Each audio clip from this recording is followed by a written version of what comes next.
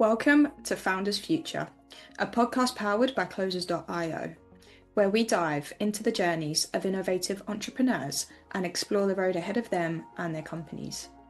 I'm your host, Olivia Sammons, and in each episode we'll uncover the stories behind impactful ventures, the challenges faced along the way, and the strategies driving their future growth. Today I'm very excited to be joined by Noah Kain, SEO consultant and founder of Noah Kane Consulting, a digital marketing agency focused on helping businesses grow through organic search. After spending several years working inside a marketing agency and eventually becoming a director of marketing, Noah developed a deep experience in SEO and saw firsthand how powerful search traffic can be for business growth. He later launched his own consultancy, where he now helps e-commerce brands and businesses improve their ranking on Google, increase organic traffic, and generate more revenue through search marketing. Noah, welcome to Founders Future. Thank you so much for joining me here today. Yeah, thank you, Olivia. Thanks for having me. It's a pleasure to have you here. And I'm very much excited to dive in and learn a little bit more about your journey. So, Noah, with all of my guests, I do actually like to start at the beginning. So if you don't mind briefly taking me back to what it was you was doing before you started up the consultancy, and then from there, what was the motivation behind it? Yeah, so before I started running my own thing, I was working at kind of a small boutique marketing agency. I've been there for, I guess, 6.5 years when I finally left.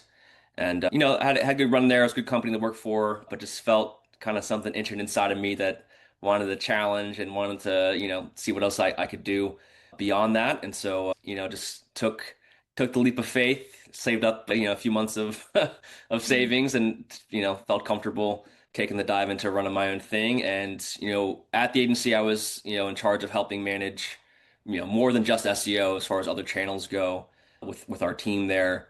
But, SEO in particular stood out to me. I kind of just liked the game and the strategy and the competitiveness of it a little bit more than other channels. And so selected that as my focus.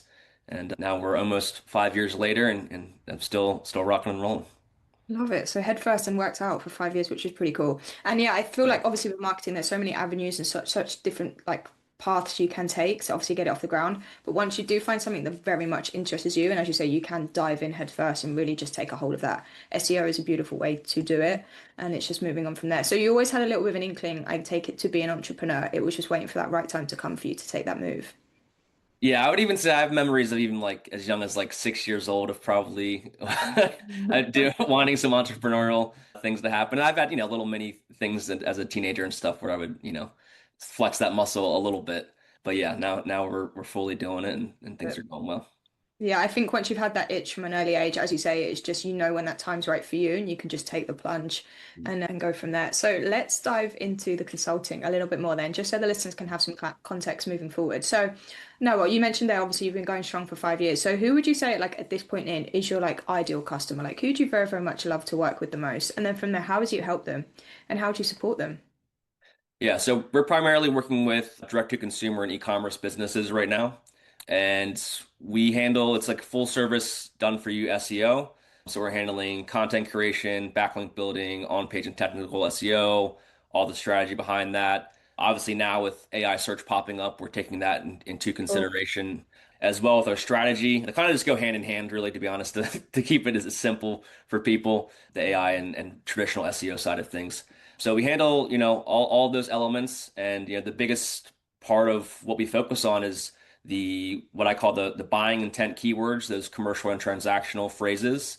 Because obviously, you can have your blog content rank for whatever random informational search that is out there, and that can be helpful to some degree. But what's most important is those keywords where, a potential customer is typing in a phrase that both Google and you understand as, oh, when this type of person searches for this type of phrase, they're pretty close to buying something, right? So if we can rank in the top three or number one, at the very least on page one for those keywords, that's going to be, where we make the money. So we typically focus our strategy around those types of keywords, both improving what the site already ranks for and then trying to expose them to new keywords in that space.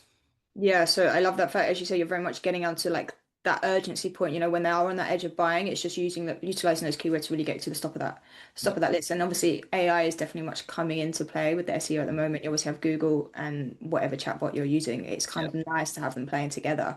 And do you very much like get in the trenches with the clients you're working? It's like, how is it you kind of get involved and really like see these businesses escalate?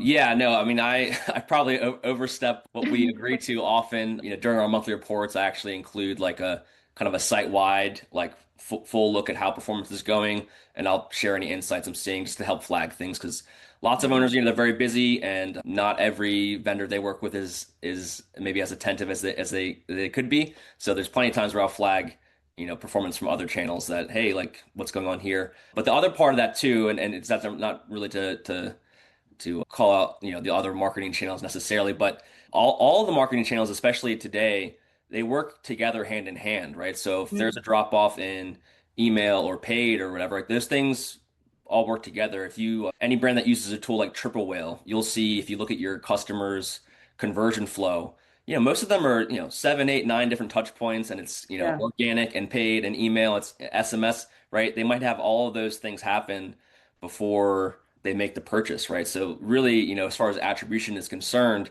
it's rarely a one channel effort to get someone across the finish line these days.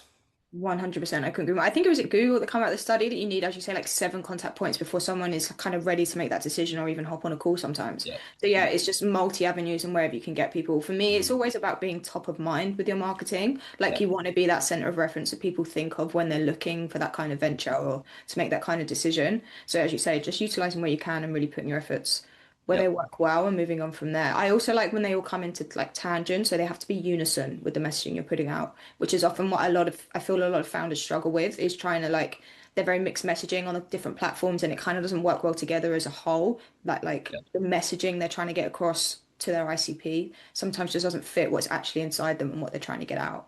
Yep. Definitely. Yeah. And one thing I'm very curious then, obviously with your background and your expertise, is how you go about marketing yourself. So like in terms of like acquiring your own customers, what channels, what methods are just really working well for you at the moment, Noah? Yeah, so there's plenty of word of mouth and things like that, referrals, word of mouth that work. I signed a new client the other day from YouTube, which I Yeah. don't post to as often as I should, but it's amazing how a video with just a handful of views sometimes will wind up getting someone, on a call with me. Occasionally post to Twitter and LinkedIn and places like that, but really it's a mixture, and a majority has been, just word of mouth and growing that way. Mhm. I take it, is it very organic on your account, or do you run any form of like paid advertisements as well, maybe just to help with that, the consistency or even reaching a new audience with what you're doing? Yeah, no paid right now. I mean, I've dabbled with it very briefly a couple years ago, and it's actually been on my mind of maybe testing out again. But yeah, not a thing I've done consistently with on the paid side. So just been dabbling here and there and then Yeah, moving yeah, forward from there. I think it's a nice step to take. Obviously, as we were talking about before, it's nice to just have different avenues kind of coming in. And even YouTube is a great platform to be looking into advertisements on. I feel like it's very much having its moment, with the trust recession everyone keeps Mhm. talking about that we're in, like the long form content, podcasting, YouTube videos are really a great advantage to be taken at the Definitely. moment for any Yep, founders listening. Can agree yep, more. for sure.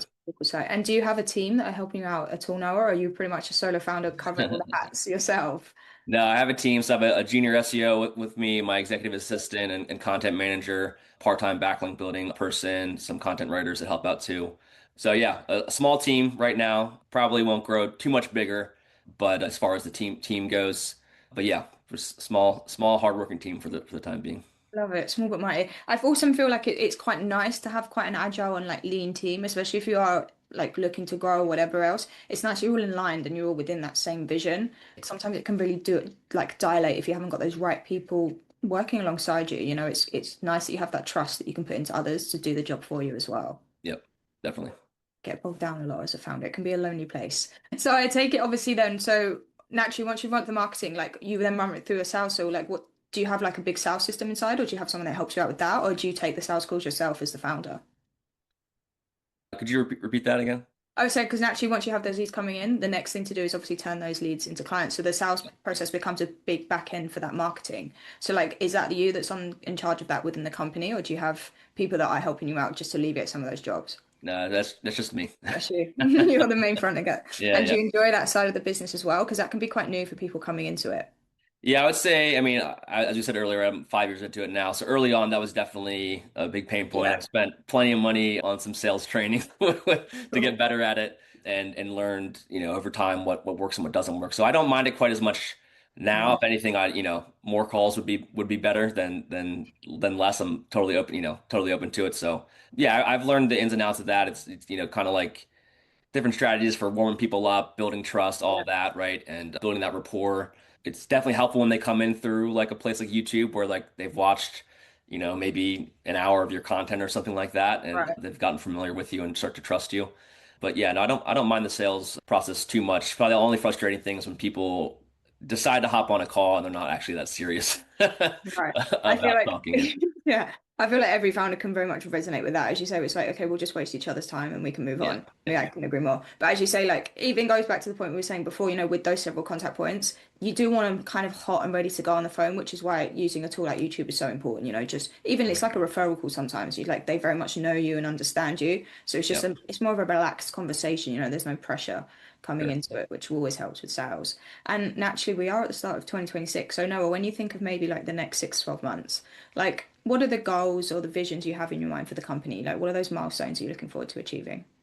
Yeah, so the goals right now, we've just grown quite a bit the past like 6 months, brought some people on full time, which is great. So right now it's about, being in a spot to maintain that and like to add some steady growth to it. But a big focus is going to be efficiency. So, helping with myself and the team just be able to keep output up as we scale a bit. Need to get some sort of like, some people we can sort of tap on the shoulder and stuff when people are on vacation and stuff like that in place as well too. So just making sure operations stay in place as now that we've grown quite a bit the past 6 months or so. Keep that in. Marketing pipeline could be a little improved as well too. So it's just more about kind of creating a new normal as far as like Yeah. revenue goes with the growth we've had, and then feeling confident about maintaining that, and that as we if we double again in the next 6 to 12 months, that would be awesome. And hopefully the goal would be to not have things break. Yeah, I like it. I don't think it's a bad problem to have. Obviously, growing pains are natural within any business. So, as you say, it's just like starting up, making sure you are fulfilling those jobs that you can do, and just keep growing at that pace, which is really cool. Probably where are you finding like the biggest challenge for yourself at the moment now, either like within the business or taking those next steps? Yeah, I think the biggest thing for me is just, delegating enough, right? I think I'm at the phase in my business where, I'm still involved with the strategy and all of that, but I have been better at relying on my team to execute on deliverables, but I could be maybe even more so, right? So building out systems and SOPs and processes where, I can just rely on the team to execute, and then my job's more on the marketing and sales side and just managing the admin stuff and, and Yeah. training up the team and all of that, right? And those things. So it's definitely a big shift, because I do like being in the weeds a bit with the strategy, and I still, wind up being there. But that's probably the biggest thing. Yeah, I think like a lot of founders who struggle with that, as you say, like letting go of the reins a little bit. But it's nice to have procedures in place, but also just trust that people can do that job and then you're just there when you need to. But as a founder, getting out the weeds to grow is kind of like that big step, in getting over that glass ceiling. Yeah. So yeah, I don't think it's a bad challenge to have. It's just one, as you say, you have to kind of knuckle down and just make sure you're organized on the way through.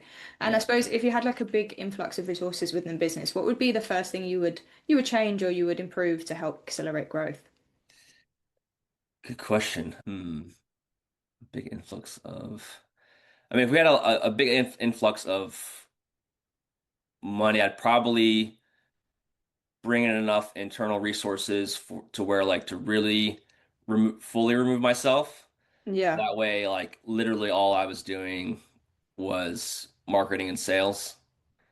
Yeah. Moving on that front end. I And love just it. and just focus on that. Because people like the way I've sort of positioned the business is like people like that they get to talk to me, and that like, I'm on the client check-in calls, all that stuff, Yeah. right?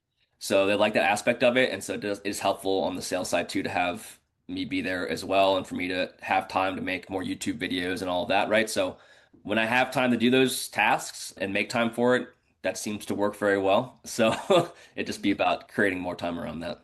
Yeah. As you say, again, it's just getting out the box a little bit so you can allow that business to run itself and then just take those next levels. So I think that'd be a great step. And Mm. as a final question to you now before we log out. So if you could go back in time to a younger self and you could only leave yourself with one piece of advice moving forward, something you know now, but that you didn't know back then, what would you say to yourself? It's a good question. If you're afraid, it just means you need to work harder. Mm, I like that. That's a really good one. Thank you. Awesome stuff. And a great way to finish the podcast. So Noah, thank you so much for joining me today and for sharing your incredible journey and insight with us. Where can our listeners reach out best to work with you or connect with you if they would like to do so? Sure. So our website's workwithnoah.com. You can find me on LinkedIn and Twitter as well. On there, plenty. And it's great chatting with you. Beautiful stuff. It was amazing chatting with you too. I really appreciate your time today. And to our listeners, if you enjoyed today's conversation, please be sure to go and check out Noah. As you just said, drop him a message. I'm sure he would love to hear from everybody. And do not forget to subscribe to Founders Future via wherever you listen to your favorite podcasts. And if you are a business owner, specifically a coach, consultant, or agency owner, and you're really looking to scale your business and you want to enhance your sales and marketing efforts, visit closers.io to hop on a call with one of our team and discover how we went from $0 to $30 million per year in less than 3 years. But until then, keep on climbing and we'll see you on the next one.